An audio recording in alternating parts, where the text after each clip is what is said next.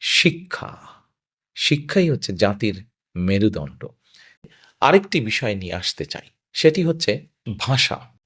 দেখুন, আমরা সকলে বাংলা বলছি, আমাদের অনেক ছেলেমেয়েরা, আমাদের অনেক সন্তানেরা ইংরেজিও বলছে অনেকে।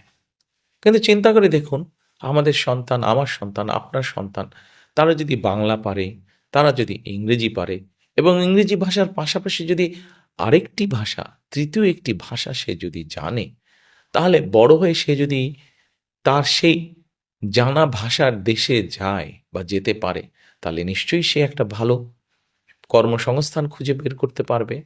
কাজেই আমরা সরকার থেকে কয়েকটি ভাষা শেখানোর ব্যবস্থা করব। যেমন ম্যান্ডারিন হতে পারে, যেমন জাপানি ভাষা হতে পারে, যেমন জার্মানি ভাষা হতে পারে, যেমন ফ্রেঞ্চ ভাষা হতে পারে, অ্যারাবিক ভাষা হতে পারে, ইটালিয়ান ভাষা। অর্থাৎ পৃথিবীর বিভিন্ন দেশে কর্মসংস্থানের সুযোগ আছে যেই দেশগুলোতে বেশি, কোরিয়ান ভাষা হতে পারে, সেরকম দেশগুলোতে সে দেশগুলোর ভাষা আমরা আমাদের ছেলেমেয়েদেরকে শিখাতে চাই। তৃতীয় ভাষাটি শিখাতে চাই তাদেরকে। তারা যদি এই ভাষাটি শিখতে পারে, তাহলে বড় হতে হতে সেই ভাষায় তার দক্ষতা হবে।